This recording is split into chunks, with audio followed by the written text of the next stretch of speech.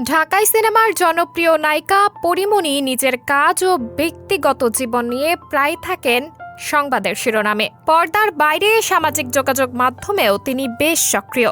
নানা সময়ে ভক্তদের সঙ্গে ভাগ করে নেন নিজের জীবনের মুহূর্ত ও ভাবনা। এবার ভালোবাসা দিবসের শেষ লগ্নে নিজের এবং ভক্তদের উদ্দেশ্যে অন্যরকম বার্তা নিয়ে হাজির হলেন অভিনেত্রী। শনিবার ১৫ ফেব্রুয়ারি সকালে ফেসবুকে একটি পোস্টে ভালোবাসা নিয়ে নিজের অনুভূতি প্রকাশ করেন পরীমণি। পোস্টে তিনি লেখেন, শোনো সরল অবুঝ প্রাণ, রাতের রাস্তায় নিয়ন আলোর ছায়ার নিচে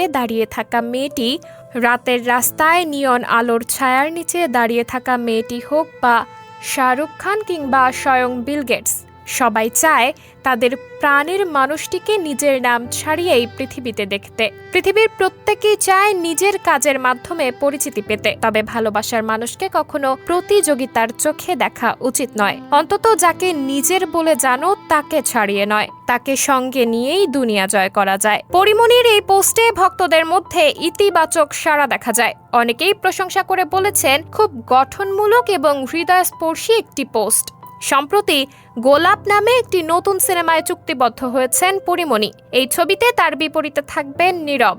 ছবির চুক্তি স্বাক্ষর অনুষ্ঠানে দুজনকে গোলাপ হাতে পোজ দিতে দেখা গেছে, যা ইতোমধ্যেই ভক্তদের মধ্যে সাড়া ফেলেছে।